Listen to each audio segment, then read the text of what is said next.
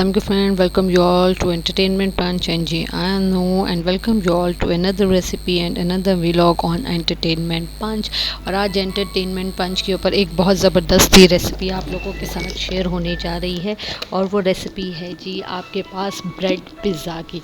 जी हाँ जी, bread pizza की जो रेसिपी है वो आपके साथ शेयर होने जा रही है। सबसे पहले हम लोग जो हैं वो चिकन जो है उसकी कटिंग करेंगे और इसके लिए मैंने जो है वो चेस्ट पीस का बोनलेस लिया है। और अब आप देख रहे हैं कि ये चेस्ट पीस जो है वो अच्छा खासा बड़े साइज़ का है, तो हमें इतनी क्वांटिटी के अंदर जो है वो ब्रेड पिज़्ज़ा नहीं बनाना, तो हमें इसको सिंपल रखना है। तो इसके लिए हम लोग क्या करेंगे, चेस्ट पीस को उल्टा करके और इसके लंबे लंबे जो है ना वो अपने बारीक परचे जो है वो अपने काट लेने हैं, क्योंकि हमें इसके अंदर जो चिकन की कटिंग है वो हमें जूलियन साइज़ के अंदर चाहिए।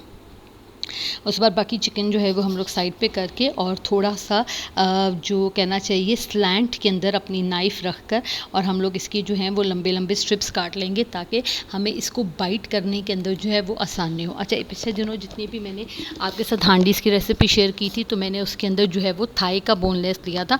तो आप चाहें तो इसके अंदर भी आप थाई का बोनलेस भी ले सकते हैं, लेकिन पिज़्ज़ा में जनरली चेस्ट पीस ही इस्तेमाल होता है, तो इसलिए आप चेस्ट पीस जो है वो आप इसके अंदर यूज़ करें।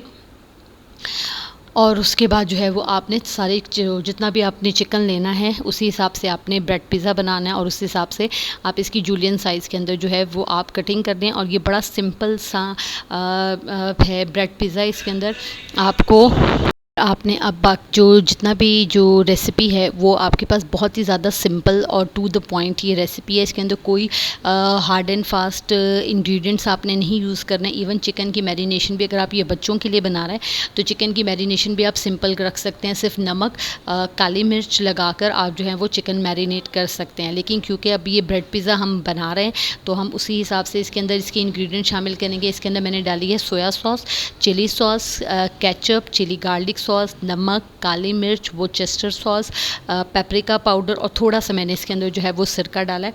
ये सिंपल इसके इंग्रेडिएंट्स हैं। इसके अंदर मैंने केचप भी डाली है और चिली गार्लिक सॉस भी 1 टेबलस्पून जो है वो मैंने इसके अंदर डाली है। अच्छा जी, उसके बाद जो है वो इसकी सारी मैरिनेशन कर लेने के बाद इसे आपने थोड़ी देर के लिए रखना है। अच्छा, इसके अंदर मैंने चिली फ्लेक्स भी ऐड किए हैं। ये तमाम के तमाम इंग्रेडिएंट्स जो हैं वो मैं डिस्क्रिप्शन बॉक्स के अंदर जो है वो आपको लिख दूँगी, और वहाँ से आप डिस्क्रिप्शन बॉक्स में से इंग्रेडिएंट्स जो हैं वो आप ले सकते हैं। अच्छा जी, ये तमाम के तमाम इंग्रेडिएंट्स को मिक्स करने के बाद इसे मैरिनेट करने के लिए करके हम थोड़ी देर के लिए रख देंगे, और उतनी देर के अंदर हम लोग जो हैं वो अपने बाकी जो चीज़ें हैं उसकी प्रिपरेशन जो है वो हम लोग कर लेंगे। अच्छा, इसके अंदर जो इसको आपने कुक करना है, इसे कुक करने के 2 तरीके हैं। एक तो आप इसे एयर फ्रायर अगर आपके पास है तो आप उसके अंदर भी बना सकते हैं, और अगर आपके पास एयर फ्रायर नहीं है तो आप इसे फ्राई पैन में, जिस तरह हम जनरली जो चीज़ों को पकाते हैं, फ्राई करते हैं, या शवारमे का जो हम चिकन तैयार करते हैं उस तरीके से भी आप इसे सिंपली चिकन को तैयार कर सकते हैं।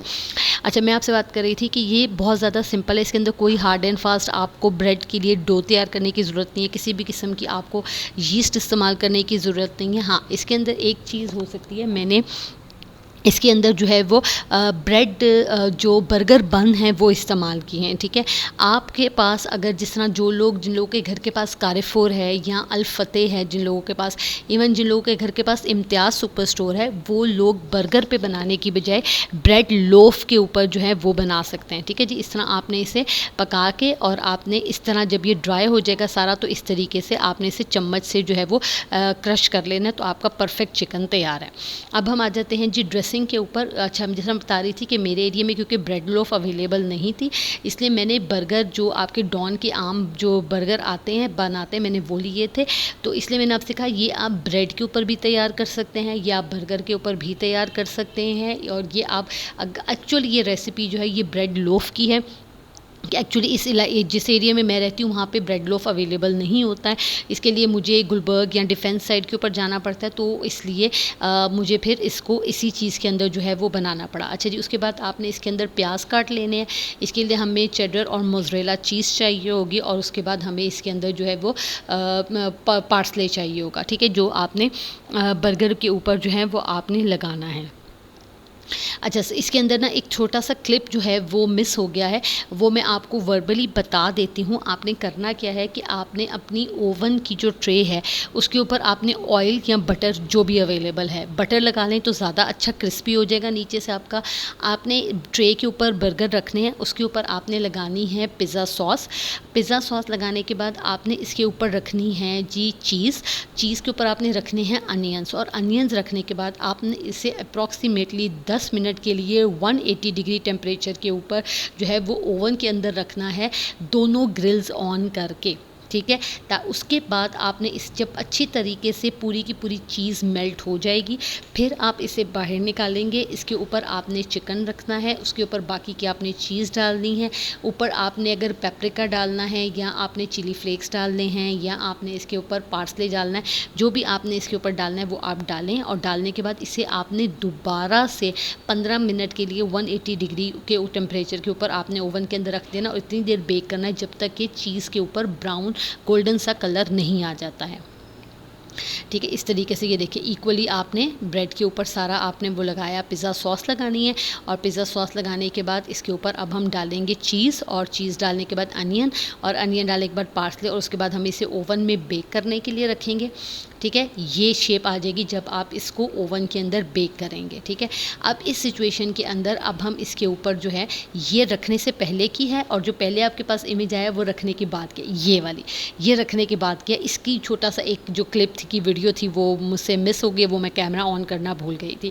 अच्छा जी, उसके बाद आपने का अगला स्टेप क्या होगा कि जो आपने चिकन तैयार किया हुआ है अपनी रिक्वायरमेंट के हिसाब से आपने इसके ऊपर जो है वो आपने चिकन रखना है। और चिकन रखने के बाद इसके ऊपर दोबारा से आपने चीज़ डालनी है, और चीज़ डालने के बाद आपने इसे ओवन के अंदर जो है वो थोड़ी देर के लिए चीज़ को पिघलने के लिए और चीज़ के कलर के लिए आपने थोड़ी देर के लिए इसे दोबारा ओवन के अंदर डाल देना है। और जैसे ही ये आपका तैयार होगा और तो आपने इसको जो है वो गरम गरम आपने इसे सर्व करना है। और अभी आपके सामने मैं इसकी कटिंग करूँगी, आप देखिएगा कि इतनी देर ओवन में बेक होने के बाद भी इतने सॉफ्ट बन थे। सिर्फ़ और सिर्फ उसकी सॉफ्टनेस की वजह क्या थी कि हमने पहले इसके ऊपर जो चीज़ रखी थी और हमने नीचे ट्रे के ऊपर बटर लगाया था, उसकी वजह से आपके ये बर्गर जो हैं ये इतने ज़्यादा सॉफ्ट जो हैं वो रहे हैं। अभी आप आगे वीडियो देखेंगे तो उसमें आपको अंदाज़ा होगा कि किस कदर जो थे वो सॉफ्ट जो थे वो बर्गर थे। तो बहुत ही सिंपल सी रेसिपी है, और वैसे ही पिज़्ज़ा जो है वो बच्चों का ऑल टाइम फेवरेट होता है। तो अगर इस तरीके से आप अपने बच्चों को कुछ भी हेल्दी बना के देना चाहते हैं, लंच में देना चाहते हैं, तो ये तमाम चीज़ें ऐसी चीज़ें बच्चे जो हैं वो बहुत ज़्यादा पसंद करते हैं। आई होप पिछली तमाम वीडियोस की तरह जो है वो ये वीडियो भी आपको अच्छी लगेगी। Please don't forget to like, subscribe and share entertainment punch. मुझे सब्सक्राइबर की बहुत बहुत बहुत ज़्यादा ज़रूरत है, so it's a humble request, please kindly जो चैनल को सब्सक्राइब करें, वीडियोस पे लाइक करें, और अगर कोई भी सजेशन है तो उससे इंस्टाग्राम और स्नैपचैट के ऊपर मुझे ज़रूर बताइए। आई होप आपको पिछली तमाम वीडियोज़ की तरह ये वीडियो भी अच्छी लगी होगी। नेक्स्ट वीडियो तक के लिए मुझे दीजिए इजाज़त। अपना बहुत ज़्यादा ख्याल रखिएगा, मुझे और मेरी फैमिली को दुआओं में याद रखें। And again don't forget to like, subscribe and share entertainment punch. अल्लाह हाफिज़।